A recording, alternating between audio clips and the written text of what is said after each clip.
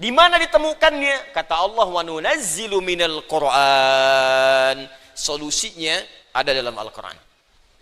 Maka nanti Allah turunkan beberapa amalan-amalan yang saat dikerjakan amalan itu bisa menghikis, menyembuhkan, bahkan menghilangkan penyakit-penyakit hati. Cari ayatnya. Maka Anda akan temukan kalimat-kalimat dalam Al-Quran, ayat-ayat bimbingan. Ini obat untuk menghilangkan malas. Ini obat untuk menghilangkan iri hati. Bahkan ini mencegah.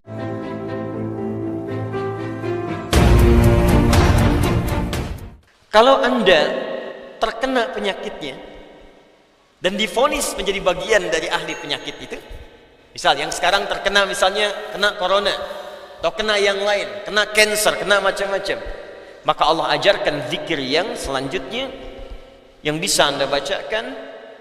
Tapi tolong dibacakan dengan penuh keikhlasan dan permohonan kuat kepada Allah Subhanahu wa taala.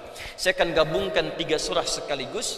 Insyaallah kalau Anda bacakan dengan benar, di situ ada janji dari Allah seperti Allah janjikan kepada Nabi Ayub, penyakit apapun selain kematian Allah akan berkenan menyembuhkannya.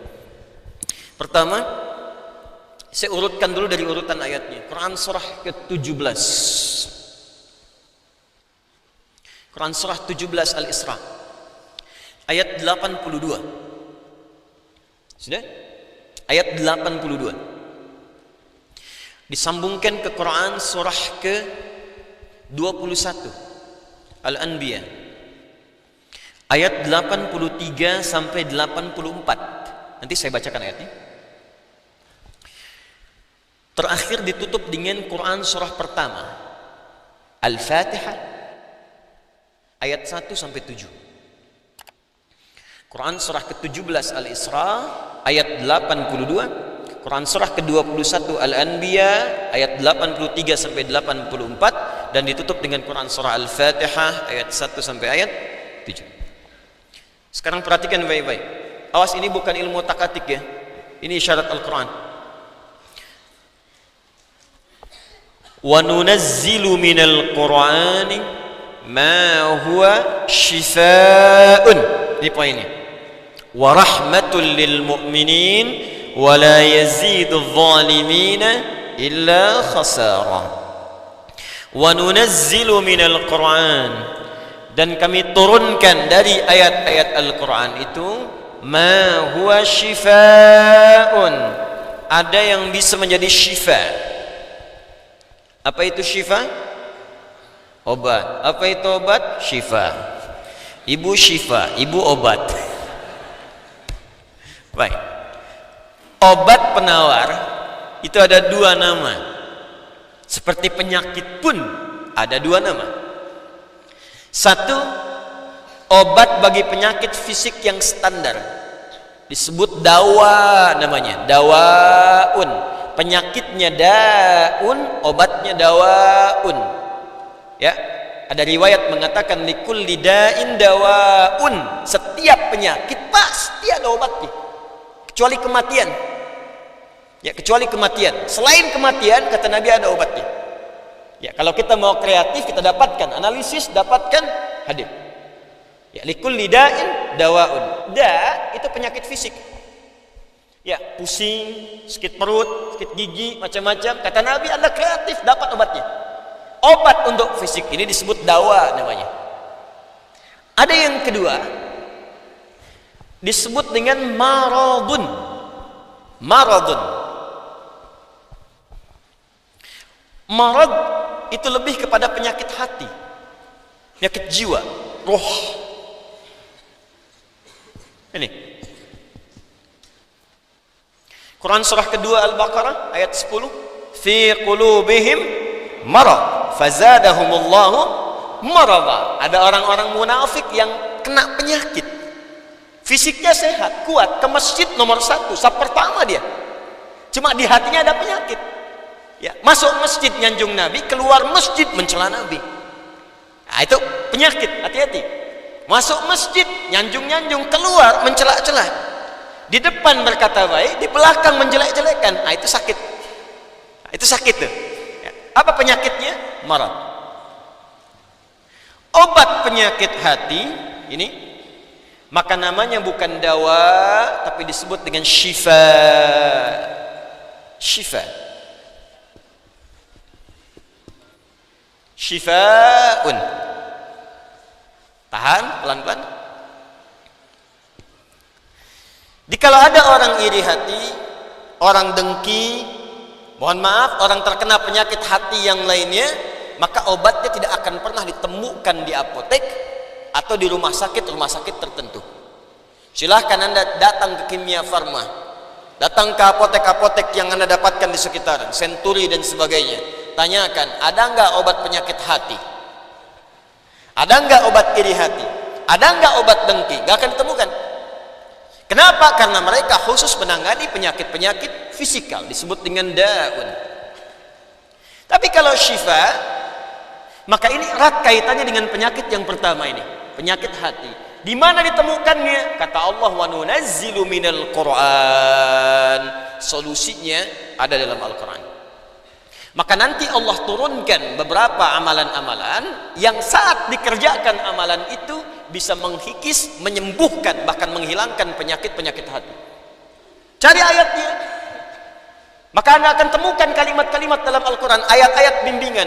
Ini obat untuk menghilangkan malas, ini obat untuk menghilangkan iri hati, bahkan ini mencegah penyakit dengki. Kalau ada orang sekitaran dengki dengan kita, bacakan ayat ini, turun surah Al-Falaq. Kalau ada orang munafik, bacakan surat yang ini. Kalau ada orang ini, bacakan surat yang ini. Nah, pencegahan-pencegahannya, obatnya ditemukan bagiannya di Al-Quran. Tapi syifa juga memiliki makna yang kedua. Dia adalah obat bagi penyakit fisik yang sudah sulit ditemukan obat dan penawarnya. Kalau dokter sudah mengatakan, sudah ini nggak ada obatnya, ini belum ditemukan penawarnya, maka Allah turunkan kemudian beberapa ayat dalam Al-Quran berupa zikir-zikir tertentu yang kalau dilakukan dengan benar maka melahirkan penawar yang tidak ditemukan secara fisikal. Apa diantaranya? Yuk kita bacakan Quran surah ke-21 Al-Anbiya ayat ke-83 sampai 84. Kenal Nabi Ayub? Bagus. Ada yang kenal di sini. Baik. Bukankah ujian Nabi Ayub salah satunya kena penyakit fisik? Bukankah ujian Nabi Ayub alaihissalam salah satunya kena penyakit fisik? Ya. Pertama ujian harta, habis semua asetnya. Yang kedua ujian keluarga, wafat semua anaknya. Yang ketiga ujian fisik. Ditimpa, diuji dengan penyakit, maaf, yang belum ditemukan obatnya, tidak akan pernah dirasakan orang sebelumnya, tidak dialami orang setelahnya, saking parahnya penyakitnya. Dokter mengatakan sudah nggak ada obat. Orang mengatakan secara klinis mustahil sembuh, nggak ada obatnya. Maka apa yang dikerjakan oleh Nabi Ayub alaihissalam? Ingat, ini pesan dari Al-Quran. Ada isyarat begini, ketika manusia mengatakan, makhluk mengatakan ini mustahil, itu tanda pertama dari Allah supaya langsung kita diminta untuk memohon kepada Allah subhanahu wa ta'ala. Jadi kalau ada orang mengatakan ini nggak bisa, itu langsung tanda langsung dari Allah supaya tinggalkan pendapat makhluk, minta kepada Khalik. Itu poinnya. Makanya seringkali ujian penyakit itu diantaranya mendorong kita untuk mendekat kepada Allah. Jadi kalau Anda diberikan penyakit sampai parah, nggak menyebut nama Allah juga, perlu dikasih apa lagi supaya ingat sama Allah? Jadi kalau diberikan yang paling parah, nggak sempat menyebut nama Allah juga, Anda perlu dikasih apa lagi? Karena itu seringkali ujian itu, kata Nabi, jika Allah mencintai seorang hamba, diberikan ujian supaya dekat dengan Allah. Innallaha idza ahabba 'abdan ibtala. Allah itu kalau sudah cinta dengan seorang hamba, diberikan ujian supaya ingat, nyebut. Mungkin sebentar lagi wafat, sebut nama Allah, dekatkan diri dengan Allah. Makanya maaf ya, nikmat kesehatan itu berharga ketika sakit. Ya, syukur nikmat itu datang ketika sakit. Peningkatan ibadah hadir ketika sakit. Begitu diuji, ingat Allah. Nah, ini yang dikerjakan Nabi Ayub alaihissalam. Begitu penyakitnya sudah mulai mengganggu beliau ibadah, maka perhatikan zikirnya. Amalkan ini, bacakan dengan penuh ketulusan. Wa Ayyuba, dan kami buka kisah Ayyub alaihissalam. Idnada rabbahu anni massani yadurru wa anta arhamur rahimin. Ini zikirnya. Anni massani yadurru wa anta arhamur rahimin. Anda boleh bacakan dari sini. Ya anni massani yadur wa anta arhamur rahimin. Allahumma anni massani yadur wa anta arhamur rahimin. Allahumma anni massani yadur wa anta arhamur rahimin. Dalam tahajud Anda mohon kepada Allah. Yang divonis misalnya matanya sulit sembuh, yang divonis misalnya ini penyakit gak mungkin sembuh, yang divonis cancer macam-macam, minta Allahumma anni massani yadur wa anta arhamur rahimin.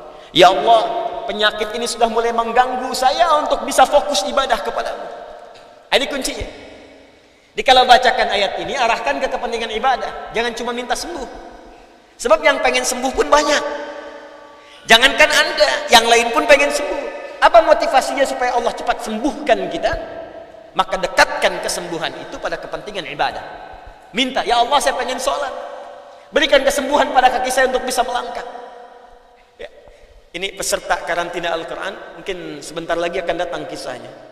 Ada salah satu matanya yang gak berfungsi. Divonis gak bisa melihat. Gak bisa melihat salah satunya. Dia ikut karantina. Dia baca Quran dengan tulus. Dia berdoa kepada Allah. Sekitar 2-3 hari yang lalu, tiba-tiba dia masuk kamar mandi, dapat cahaya, terbuka, melihat semua. Sekarang matanya bisa melihat normal dua-duanya. Minta, Allahumma anni massani yadur wa anta arhamur rahimin. Sebentar.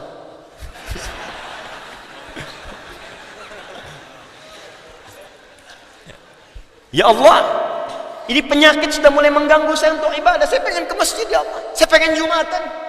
Saya pengen jamaah ya Allah. Cuman karena ini saya nggak bisa lagi jamaah. Bukankah Engkau menyukai hambamu yang jamaah ya Allah? Bukankah Engkau menyukai hambamu yang sholat bersama ya Allah? Bukankah Engkau menyukai zikir ya Allah yang Kau dengar setiap waktu ya Allah? Wa anta arhamur rahimin, sedangkan Engkau yang paling sayang padaku. Kalau yang paling sayang saja tidak Engkau sembuhkan, lantas kepada siapa lagi aku mohon dan meminta? Kalau kepada yang paling sayang saja tidak menyembuhkan, kepada siapa lagi aku mesti meminta? Anda tahu apa jawabannya? Fastajabna lahu fakashafna ma bihi min dhurrin wa atainahu ahlahu wa mithlahu ma'ahum rahmatan min indina, ujungnya wa dzikra lil abidin. Kata Allah, kalau ada orang yang mengamalkan zikir ini seperti Ayub mengerjakannya, aku akan sembuhkan penyakitnya, hilangkan semua kesulitannya, bahkan aku kembalikan aset-asetnya yang dirasakan hilang. Anda biaya keluar sekian juta, puluhan juta, miliaran dibalikin oleh Allah, seperti Allah mengembalikan Ayub dan anak-anaknya plus aset-asetnya. Anaknya meninggal 12, sembuh kembali, istrinya hamil lagi. Setiap hamil, lahiran kembar, lahiran kembar. Lahiran sampai 12 kali, anak 24. Aset balik semuanya. Terakhir, bacakan surah Al-Fatihah dengan benar, karena Al-Fatihah disebut langsung juga oleh Nabi sallallahu alaihi wasallam sebagai syifa, sebagai syifa. Seperti pernah kepala suku saya kisahkan di pertemuan awal, tersengat kala jengking dan medis mengatakan tidak mungkin sembuh, diruqyah kemudian dibacakan itu dan Allah berikan kesembuhan. Wallahu a'lam bissawab. Ini bagian dari ikhtiar roh, bukan bagian dari pendekatan-pendekatan obat fisik. Dan semoga dengan itu Allah memberikan ketenangan, kemudahan dan menghilangkan segala kesulitan di sekitaran kita insyaallah. Ini sebagai respon dari beberapa saudara-saudari kita yang meminta penguatan dan doa. Sekali lagi kita doakan semoga Allah meringankan sebab apa yang kita hadapi saat ini. Kita akan mulai pelajaran kita setelah menunaikan salat Isya berjamaah, dan mari kita khusyukkan niat kita, kita khusyukkan ibadah kita. Semoga amal kita diterima oleh Allah Subhanahu wa taala. Assalamualaikum warahmatullahi wabarakatuh.